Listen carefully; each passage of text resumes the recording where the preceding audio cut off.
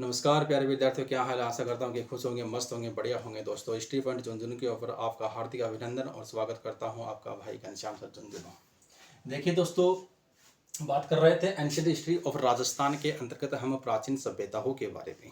प्राचीन सभ्यताओं में हमने कालीबंगा को देखा, आहड़ को देखा, बेराट को देखा, गणेश्वर सभ्यताओं को 4-5 लेक्चर में हमने समेटा है मेरे प्यारे विद्यार्थियों। आज बात करेंगे रेड सभ्यता टोंग के बारे में। रेड सभ्यता टोंग के बारे में बातें करेंगे। कभी कभी लेक्चर है वो मिस भी हो जाता है, यानी कि वो कहते हैं कि समुद्र को ठहरा दे करके ये ना सोच, समुद्र को ठहरा दे करके ये ना सोच मेरे दोस्त की इसमें रवानगी नहीं है। अरे जब भी उठेगा भूचाल के साथ में उठेगा। अभी तो इसने उठने की ठानी नहीं है, अभी तो हमने उठने की ठानी नहीं है। तो बात करते हैं रेड सभ्यता के बारे में। दोस्तों, सफलता का एक ही मूल मंत्र है। क्या है? सफलता का एक ही सिद्धांत है कि आपने जिस भी चीज़ की इच्छा की है, आपने जिस भी चीज़ को पाने की इच्छा की है, तो इच्छा के साथ साथ आपके मन में इच्छा के साथ साथ उससे आशा भी रखे, उसे प्राप्त करने की अपने मन में आशा भी रखे। जिस भी चीज़ की इच्छा की है तो आशा भी रखे, तथा अपने मन के अंदर शक्ति प्लस आत्मविश्वास को दृढ़ रखे। ठोक ठोक करके भर ले मेरे दोस्त, भर ले मेरे दोस्त। बात करते हैं रेड सभ्यता टोंक के बारे में। तो टोंक में है स्थिति। कहाँ है दोस्त रेड सभ्यता? कहाँ है? टोंक में। बात करें नदी, किस नदी के किनारे हैं? तो ढेल नदी के किनारे हैं। कौन सी नदी के किनारे? ढेल नदी के किनारे। दोस्तों, खोज किसने की? तो केदारनाथ पुरी ने। किसने की? केदारनाथ पुरी ने इसकी खोज की। कब की? 1938 से 40 में इसकी खोज की। कब की? 1938 से 40 में। रेड सभ्यता जो टोंक है, ढील नदी के किनारे हैं। केदारनाथ पुरी ने 1938 से 40 में इसकी खोज की थी। अब क्या है कि दोस्तों, इस सभ्यता को लोहे के भंडार यहाँ से बहुत ज़्यादा मिला, इसलिए इसे टाटा नगर भी कहा जाता है। तो लोहे के, लिखते जाओ साथ साथ में, लोहे के सर्वाधिक भंडार मिले। कहाँ से? लोहे के सर्वाधिक भंडार मिले यहाँ से। एक बात, इसलिए इस सभ्यता से लोहे के सर्वाधिक भंडार मिले, इसलिए इस सभ्यता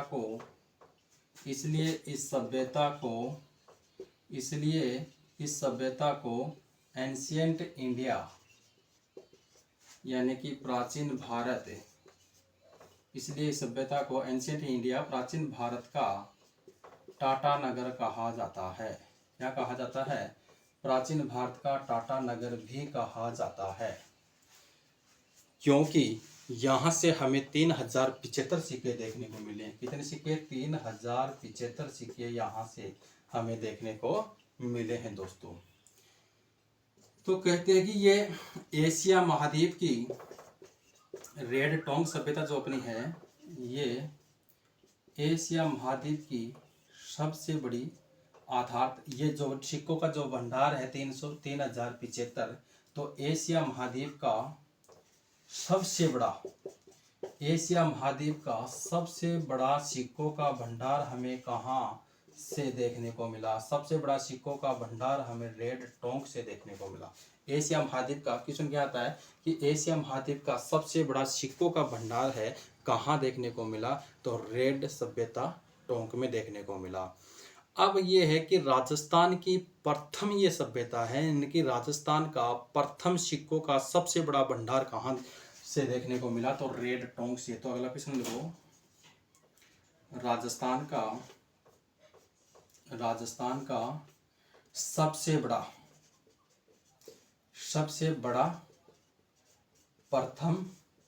बड़ा तथा प्रथम सिक्कों का भंडार है, हमें कहाँ से देखने को मिला? तो रेड टोंक से। कहाँ से? तो रेड टोंक से देखने को मिला है दोस्तों। राजस्थान का सबसे बड़ा सिक्कों का भंडार, सबसे बड़ा और सबसे पहली बार कहाँ से देखने को मिला? तो रेड सभ्यता टोंक से। कितने सिक्के मिले? 3075 75 सिक्के मिले। कहाँ कितने मिले? तो 3075 सिक्के हमें यहाँ से मिले। दूसरा क्वेश्चन ये लिखो, नोट लगाओ और लिखो साथ में, राजस्थान का दूसरा सबसे बड़ा सिक्कों का जो भंडार है दोस्तों कहाँ से मिला? राजस्थान का दूसरा सिक्कों का सबसे बड़ा भंडार कहाँ से देखने को मिला? तो राजस्थान का दूसरा सबसे बड़ा सिक्कों का भंडार कहाँ से मिला? तो गुरारा क्षेत्र सीकर से। कहाँ से? गुरारा गांव सीकर। कहाँ से? गुरारा गांव सीकर से। कितने सिक्के मिले दोस्त? 2744 सिक्के मिले हमें यहाँ से। कितने मिले? 2744 सिक्के हमें यहाँ से देखने को मिले। तो राजस्थान का दूसरा, अगर पूछा जाए कि राजस्थान का दूसरा सबसे बड़ा सिक्कों का भंडार हमें कहाँ से मिला, तो अपना गुरारा क्षेत्र जो सीकर में पड़ता है, तो गुरारा सीकर से कितने मिले? 2744। पहली बार कहाँ से मिला? तो कहाँ से मिला? रेड टोंक से। कितने सिक्के मिले? 3075 सिक्के मिले दोस्तों। ये जो सिक्के थे ये मालवा जनपद के सिक्के थे। कौन से जनपद के? जो जनपद कितने हैं? 16 महाजनपद थे ना, उसमें जो एक जनपद आता है अपना मालवा जनपद, मालवा। तो ये मालवा जनपद के सिक्के थे। ये सिक्के जो राजस्थान से मिले, ये सिक्के मालवा जनपद के सिक्के थे। कौन से जनपद के? मालवा जनपद के सिक्के थे। दूसरी बात ये है दोस्तों, इन सिक्कों में एक सिक्के के ऊपर अर्थात इन सिक्कों में एक सिक्का हमें ऐसा मिला जो यूनानी देवता अपोलोडोटस का सिक्का था। सबसे इम्पोर्टेंट है क्वेश्चन ये आता है कि यूनानी देवता अपोलोडोटस का सिक्का है वो कहाँ से मिला है? सबसे पहली बात तो रेड टोंक से मिला है। तो लिखो, यूनानी देवता अपोलोडोटस का सिक्का कहाँ से मिला? तो लिखो, अपोलोडोटस का सिक्का कहाँ से मिला? रेड टोंक से। कहाँ से? रेड टोंक से। ये यूनानी देवता था। कौन सा था? यूनानी देवता था। इस प्रकार से अपनी ये रेड टोंक सभ्यता है, बिल्कुल छोटी सी रही, बिल्कुल 5 मिनट का लेक्चर रहा दोस्तों। अब आगे बात ये करेंगे कि बजट क्या था, क्या शिक्षक भर्ती आएगी, कौन कौन सी भर्तियां होने वाली हैं, क्या 4 से 5 लाख जो ये अभी घोषणा की है अपने डिप्टी सीएम जो है दिव्या कुमारी जी ने घोषणा की है अभी पिछले अपने बजट में, क्या वो सही है, क्या ये भर्ती होगी, इस प्रकार से चर्चा करेंगे दोस्तों। दूसरी बात ये है, सबसे पहली बात बजट पर देखें तो बजट पर यह है कि आप लोगों को बिल्कुल भी ध्यान नहीं देना दोस्तों। जो भी होगी यानी कि थर्ड ग्रेड की जो 15 से 20 हज़ार अधिकतम जो है L2 में देखा जाए तो 15,000 वैकेंसी आने को है। L2 में 15 मान लो, 30,000 अधिकतम आएगी दोस्तों। तो 30,000 तो वो करवा देंगे। ये 4-4, 5-5 लाख का बिल्कुल जासा है, कुछ नहीं है ऐसा। 6,000 पशु परिचरण में करवा देंगे। कुछ आपके राजस्थान लोक परिवहन है उसमें ये चालक और परिचालक की हो जाएगी 4-5 हज़ार। और ये तो पता है कि साल 2 साल में पटवार की 5-4 भर्ती आती है, 5,000 आती है, 5,000 राजस्थान पुलिस में करवाते हैं। तो उसमें कुछ ज़्यादा ध्यान देने की आपको आवश्यकता नहीं है। मेरी तो एक ही राय है, बिल्कुल अपने अध्ययन में मौन रहो, अध्ययन करते जाओ, कर्म करो। कहते हैं ना कि करते करते अभ्यास ते जड़मती होते सुजान, ये रसरी आवत जावत ते सील पे पड़ते निशान। ये रसरी आवत जावत ते सील पे पड़ते निशान दोस्तों। तो ये है बात। 4-5 लाख का बिल्कुल झांसा है। जो बीजेपी सरकार आएगी तो वो करेगी, कांग्रेस आएगी तो वो करेगी दोस्तों। तो मेरा कहने का एक स्पेशल राय आपके लिए यही है कि बजट पे आपको बिल्कुल भी सोचने की जरूरत नहीं, क्या कर रहे हैं क्या नहीं करेंगे, अरे जो होगा वो सबके लिए समान होगा, ये समझो आप। तो क्या भर्तियां आएगी, मैंने बता दिया ना। 4 बातें जो हमने ली है बजट पर, तो हो गया कि ज़्यादा आपको सोचने की आवश्यकता नहीं है क्या हुआ और क्या नहीं हुआ। उन्होंने कहा कि 4.90 करोड़ का बजट पेश हुआ, ये समझो कि अपने लिए उनमें से हम 4-5 लाख वैकेंसी राजस्थान में निकालेंगे। बिल्कुल कदापि नहीं हुआ, आज तक तो हुआ नहीं। अरे आज तक आप ये सोचो कि पीछे भर्तियाँ आई थी, क्या कर दिया आपने? जितनी भी भर्तियाँ आपने क्या कर दिया हमने? तो भर्तियाँ ऐसे ही आती है ऐसे ही जाती है। बिल्कुल अपनी स्टडी में ध्यान रखो आप, जो होगा वो सबके लिए होगा, ज़्यादा फोकस देने की जरूरत नहीं है बजट के ऊपर। तो ऐसा है, भर्तियाँ जरूर आएगी, फर्स्ट ग्रेड भी होगी, सेकंड ग्रेड भी होगी, थर्ड ग्रेड भी होगी, तो शिक्षक भर्ती में फर्स्ट, सेकंड और थर्ड ग्रेड तीनों भर्तियां में किसी भी एक पर 10,000 निकाल दिए, 20,000 निकाल दी, ये समझो कि यहाँ से 30,000 निकल गई। 10,000 ये समझो कि फर्स्ट ग्रेड होगी, 15,000 रुपये आपकी सेकंड ग्रेड हो जाएगी और 30 के ऊपर थर्ड ग्रेड हो जाएगी। दोस्तों अगर एक साथ भी आगे तो भटकने की कोई आवश्यकता नहीं है। दोस्तों आप अगर, सबसे पहली बात ये है कि मैंने कहा कि शिक्षक भर्तियों का क्या होगा, तो शिक्षक भर्तियों को तो यही है, कम से कम भी 15, 10, 25, 25, 28, 55 यानी कि 50 से 60,000 वैकेंसी शिक्षक भर्ती में आने को है। लेकिन आएगी कब, कम से कम भी 3 वर्ष तो उनको लगे ही जाएंगे दोस्तों, तो ज़्यादा ध्यान देने की जरूरत नहीं है। अब आगे ये है कि किसकी तैयारी करूं मैं, तैयारी किसकी करूं, अगर तीनों ग्रेड एक साथ आ गए तो किसकी करूं। अरे भाई सोचने की जरूरत कहाँ है। अगर तो केवल मात्र बीए और बीएड है, क्या है, बीए और बीएड है, अगर तो एसटीसी किया हुआ है यानी कि बीएसटीसी किया हुआ है, तो बिल्कुल L1 और L2 की तैयारी करो बेझिझक होकर के, कहीं भी भटकने की आवश्यकता नहीं है। ठीक है, इसमें भी ये है कि जब तक वैकेंसी ना आए तो राजस्थान की कम से कम 2-3 घंटे आप पढ़ते रहो, राजस्थान जी के।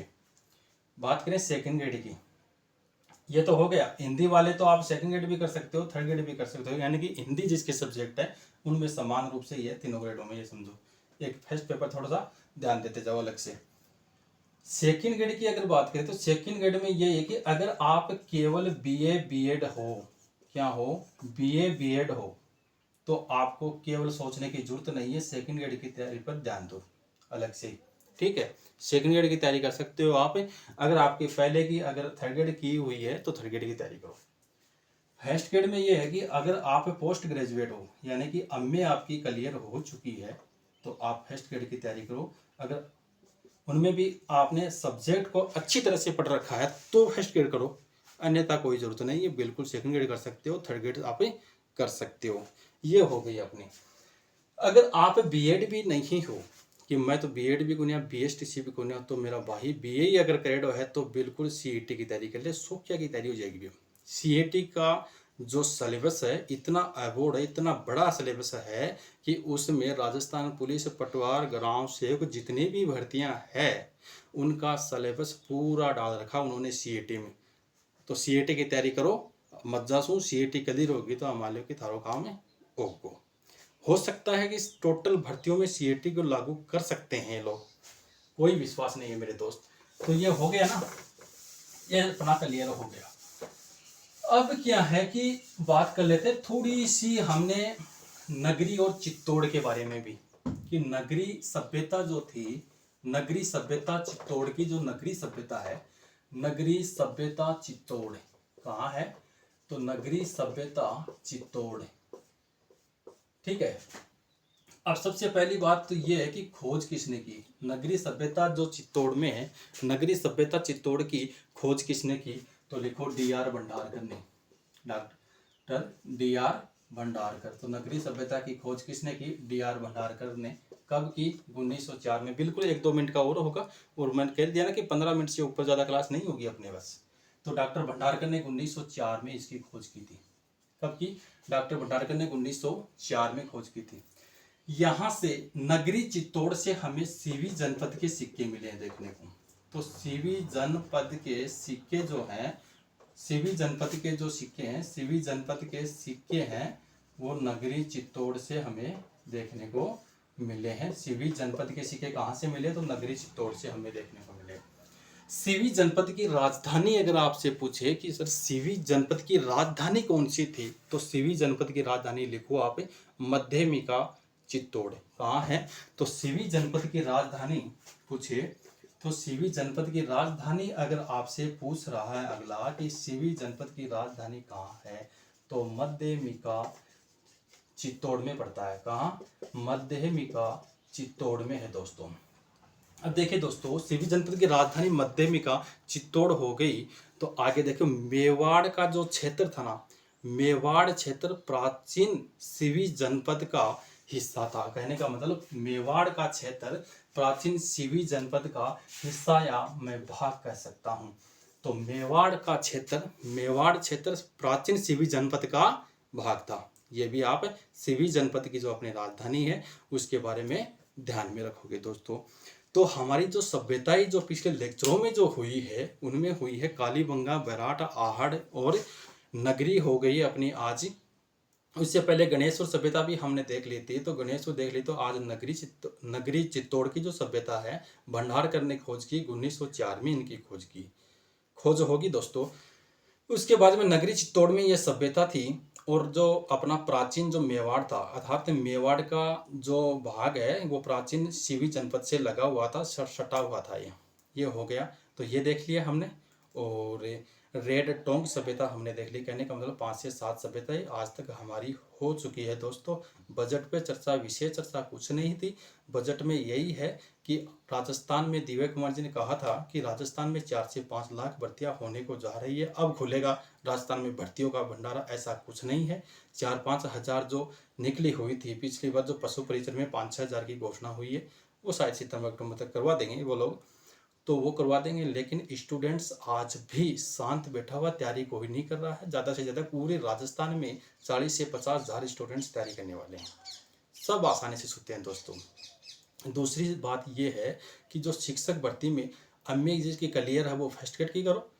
सब्जेक्ट जिनका अच्छा है वो फर्स्ट ग्रेड की कर सकता है, बिल्कुल हो सकता है थर्ड ग्रेड में ना हो, लेकिन फर्स्ट ग्रेड में उनका हो सकता है, वो असिस्टेंट भी बन सकता है दोस्तों। लेकिन थर्ड ग्रेड में जिनका सिलेक्शन हो, पिछली बार कुछ किनारों पर रहा, तो वो थर्ड ग्रेड की तैयारी करे अपनी, सेकंड ग्रेड की भी कर सकता है दोस्तों, क्योंकि सब्जेक्ट उनका क्लियर हो गया तो सेकंड ग्रेड की भी कर सकता है। दूसरी बात ये है कि केवल बीए किया हुआ जो स्टूडेंट है वो अपनी सीईटी पे ध्यान दो। सब भर्तियां उन्हीं पर अकॉर्डिंग है, सिलेबस जो है वो टोटल इसमें डाल रखा है। धन्यवाद। पढ़ते रहो, लिखते रहो और खुश रहो, मस्त।